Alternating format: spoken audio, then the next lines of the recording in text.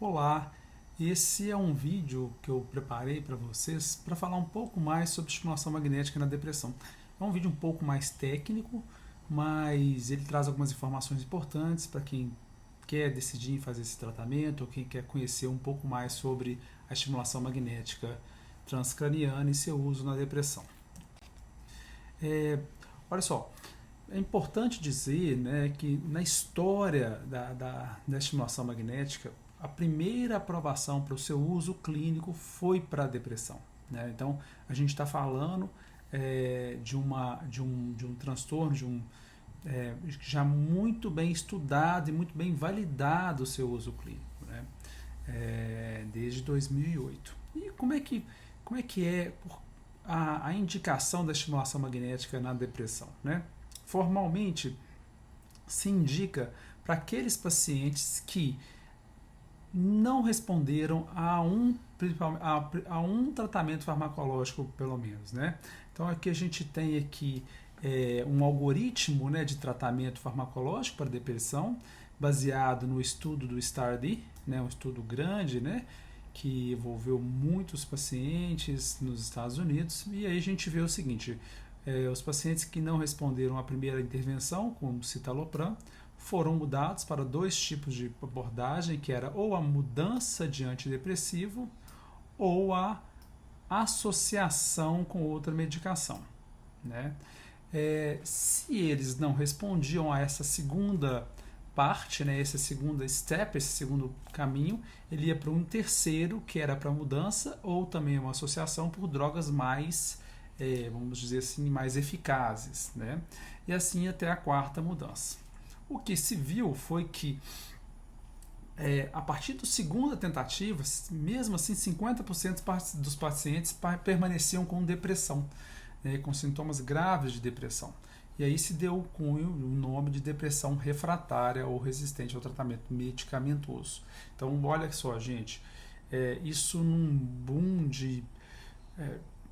olha quantos pacientes que não respondem a pelo menos 50%, a pelo menos 2 medicamentos, 50%, metade. Então, se você pegar uma população de 1.000 pessoas, 500 não vão responder até 2 medicamentos. Então, você usa um medicamento, não responde, você troca o medicamento, continua não respondendo.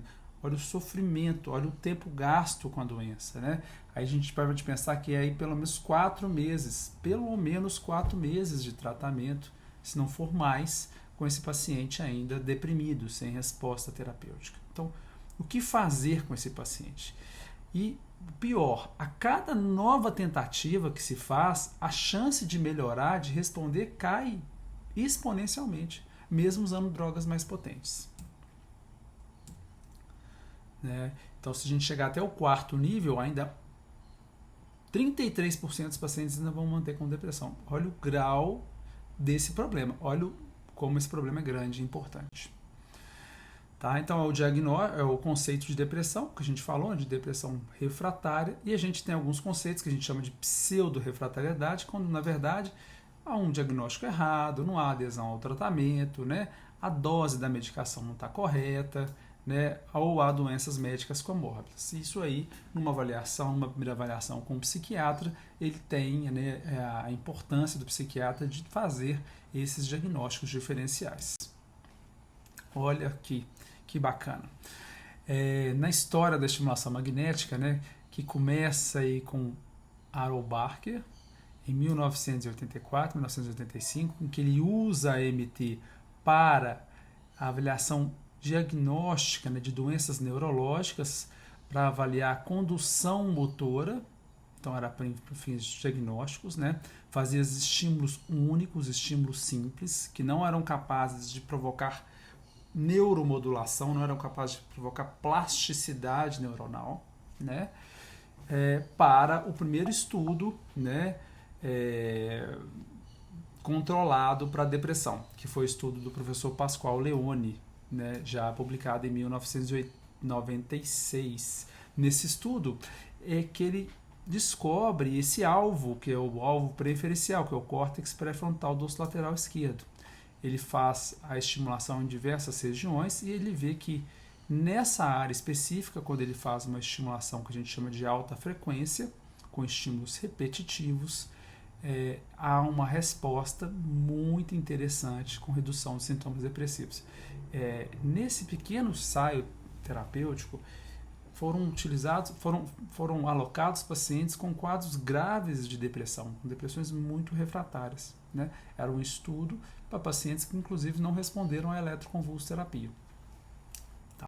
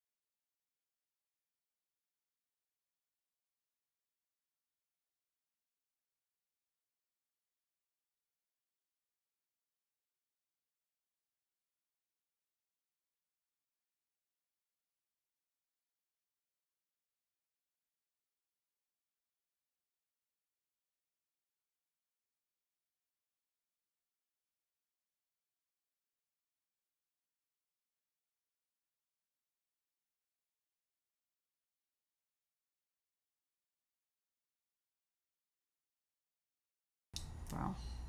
Então, a AMT lá no seu primórdio, lá para ser aprovada em 2008, né? Ela foi aprovada de uma forma muito sistematizada. Tiveram 3 ensaios, 3 estudos clínicos grandes, controlados, randomizados, com placebo. Né? Foram mais de 700 pacientes avaliados no total, né? Alguns com refratariedade, né? Com falha a só um remédio, outros com falhas até mais do que 4 medicamentos. E esses estudos mostraram a eficácia e conseguiram comprovar a eficácia da estimulação magnética para depressão. Né?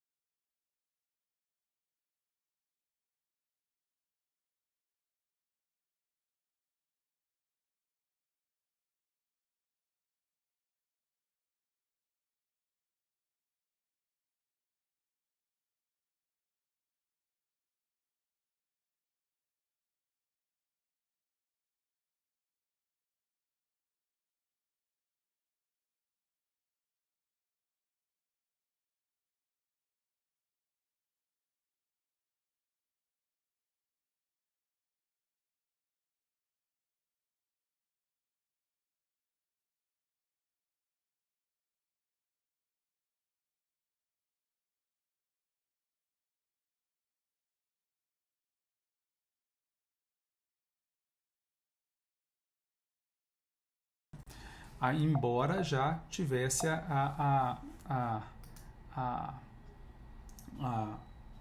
toda essa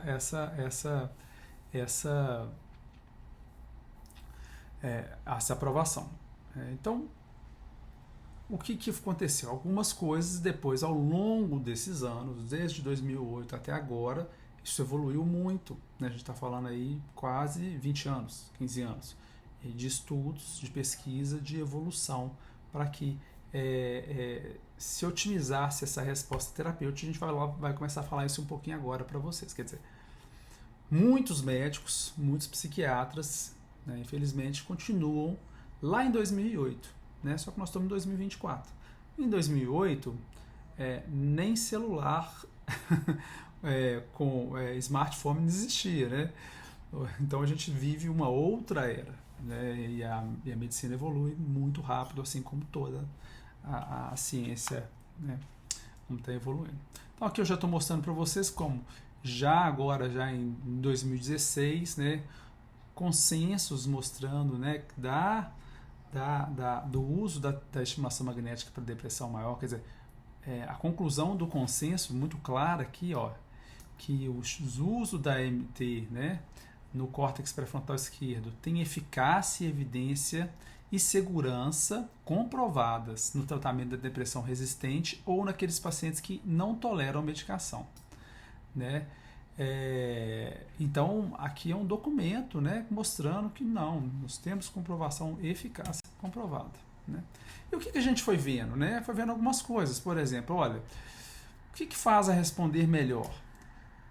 Mais sessões, né? A intensidade do estímulo, o número de pulsos de estímulos por dia, tudo isso influencia na resposta terapêutica, que a gente não sabia antes. Então, lá naqueles primeiros estudos, eles continuaram acompanhando esses pacientes e alguns continuaram fazendo estimulação magnética e foram vendo que eles continuaram respondendo. E aí a taxa de resposta foi aumentando. Quer dizer, o número inicial de sessões que eles faziam naquela época eram só 20 sessões, eram poucas sessões. Hoje a gente sabe que precisa de mais sessões. E a gente vai falar mais no finalzinho dessa aula que a gente tem como empacotar essas sessões para ser uma coisa mais otimizada ainda. Então foi isso que eu estava falando, quer dizer, o tempo de tratamento ele mudou, né?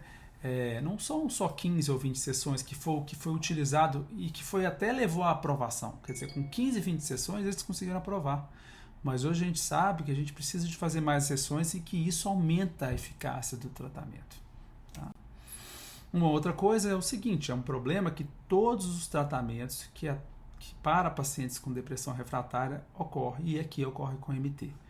Quanto mais refratário, quer dizer, quanto mais tempo esse paciente demora para fazer o tratamento, né? Quanto mais medicamento que ele passa e vai e não responde, pior é o tratamento, a resposta a qualquer tratamento. Pior é a resposta para a estimulação magnética, pior é a resposta para a eletroconvulsoterapia, pior é a resposta para a ketamina.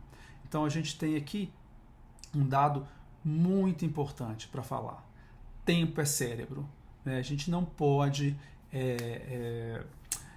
postergar esse tratamento. A gente não pode ficar trocando remédio. A gente já viu, a gente já sabe. Desde 2006 a gente sabe que as trocas repetitivas dos remédios, a chance de melhorar é muito baixa. Né? Então a gente tem que utilizar outras ferramentas mais eficazes. Então, grau de refratariedade, número de sessões, idade, a gente vai falar um pouco sobre isso, né? O tipo de depressão e técnicas que a gente tem hoje, né? O tipo de bobina que a gente usa no tratamento, terapias combinadas, ou remédio, ou então psicoterapia combinada e a chamada MT acelerada, né? Olha que interessante, esse é um dado do ano passado, um dado de vários centros de estimulação magnética transcraniana dos Estados Unidos, é um dado enorme, né? De uma empresa que vende produtos e ele tem esses dados dos pacientes, né? Não é um dado que pode ser coletado, né? Do número de sessões, necessárias para os pacientes melhorarem, né? Eles mostraram que, no geral, são necessários entre 30 a 36 sessões, né?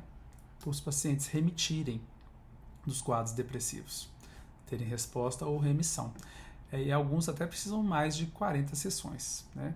Mas 20 sessões, a minoria vai melhorar com essa dosagem, né? Com esse número de carga. O fator idade é um fator que não está ligado à idade em si, não é o fato de ser mais idoso que vai responder mais ou pior, é o fator da atrofia cerebral. Idosos que têm atrofia cerebral realmente vão ter uma pior resposta ao tratamento. Então, às vezes no idoso a gente tem que fazer algum tipo de exame de imagem para avaliar, né, e tentar fazer alguma correção que hoje a gente pode fazer para melhorar, otimizar a dose para aquele paciente, para superar o fator da atrofia cerebral. Tipo de depressão, é importante a gente falar isso, a estimulação magnética transcraniana ela não está indicada, por exemplo, a depressão psicótica. Nesse caso, a gente tem terapias mais eficazes como a eletroconvulsoterapia. E aqui nesse slide mostra isso claramente também. Né? Mas olha só, olha esse slide aqui. Esse slide é um trabalho recente desse ano, né, mostrando que a estimulação magnética transcraniana como um próximo passo aos antidepressivos, não respondedores a antidepressivos. Então foi um estudo randomizado, grande, né? Por quê? O que eu estou querendo dizer aqui? Agora, a questão não é se a estimulação funciona ou não funciona. A questão é qual é o momento de usá-la, né? Em qual momento eu devo usá-la no tratamento sequencial da depressão? É isso que a gente tem que discutir, né? E esse trabalho, um trabalho publicado numa revista muito importante, mostrou, né, que o efeito antidepressivo foi muito relevante da estimulação magnética transcraniana comparado com a troca com outra medicação, né?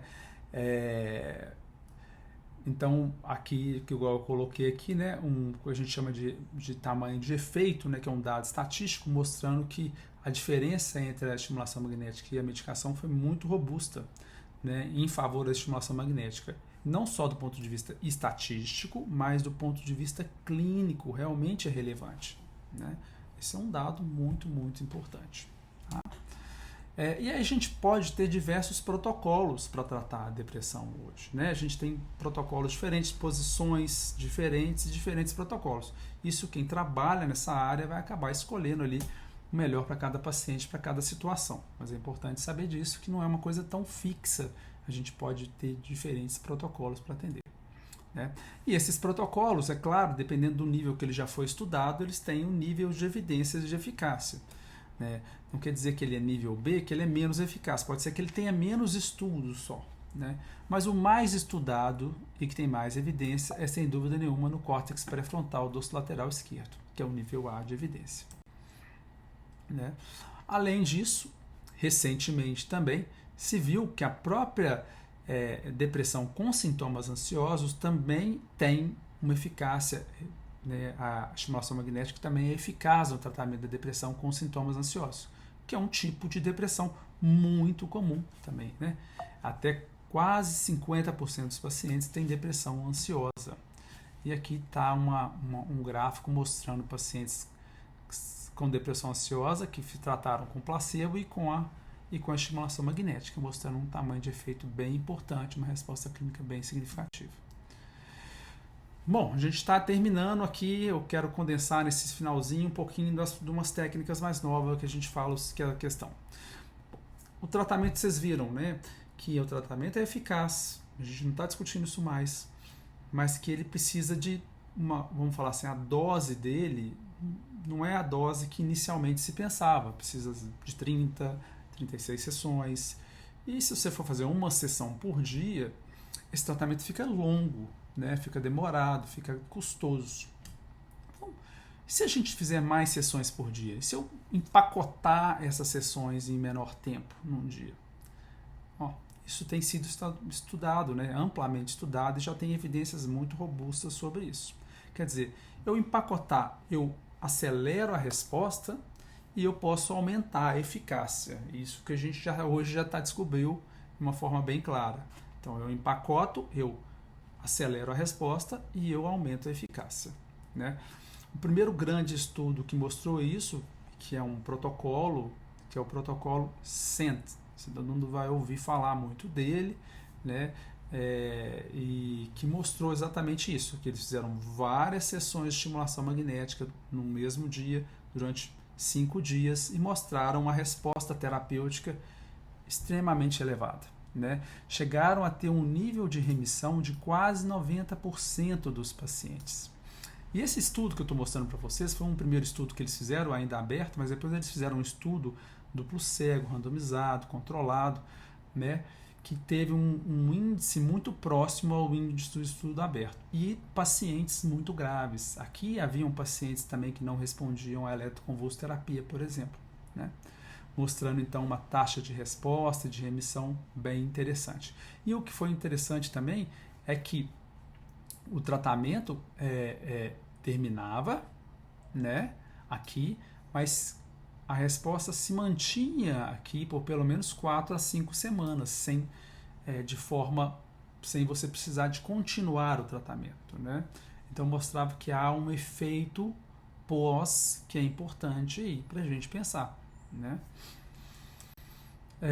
E mais recentemente, né, também esse ano, esse é um estudo que tem sido feito também mostrando que, mais uma vez mostrando que a estimulação magnética acelerada, né, ela tem uma alta eficácia, né, uma resposta elevada, com uma remissão também elevada para esses quadros, pacientes com depressão resistente. Então aqui mostrando da mesma forma o paciente fazendo o tratamento, né, nesse caso de 5 a 6 dias de tratamento. Então você empacota um tratamento de um mês em 5 dias, uma semana, 6, 7 dias de tratamento. Se dá vamos dizer assim, todas as sessões nesse período, né, de forma acelerada, e o paciente, inclusive, continua tendo resposta clínica, né, após. E isso é um dado que se repete muito nos estudos de MT acelerado, né, desse efeito pós-tratamento continuado, né, mostrando que é um tratamento muito viável fazer ele de forma acelerada, empacotada, e que a resposta, inclusive, ela também é otimizada, ela pode ser melhorada, né? Então, aqui são algumas conclusões. A gente tem muito tema sobre isso, mas eu acho que aí já pode ajudar, que são o seguinte. Então, a eficácia terapêutica da estimulação magnética na depressão, ela está bem estabelecida, né, com inúmeros estudos clínicos realizados. Sua eficácia terapêutica é superior ao tratamento antidepressivo, né? E hoje as técnicas aceleradas, elas têm mostrado ainda melhores respostas terapêuticas, mantendo a mesma tolerabilidade. Que a MT também apresenta menos efeitos adversos comparados com a medicação. E hoje o que se discute, né, mais, né, é se a gente deve esperar esse paciente não responder a um remédio para entrar com a estimulação magnética, ou se ela já pode ser uma escolha de primeira linha, né? Tendo em vista que, do ponto de vista de eficácia, ela é maior do que a medicação e que ela tem menos efeitos colaterais. Por que eu não posso escolher fazer o tratamento, né? Então, esse é um ponto importante aí de se pensar, tá bom? Então, aqui, um pouquinho mais sobre estimulação magnética para vocês, né, no tratamento da depressão. É um tema amplo e grande, mas eu espero poder ter ajudado.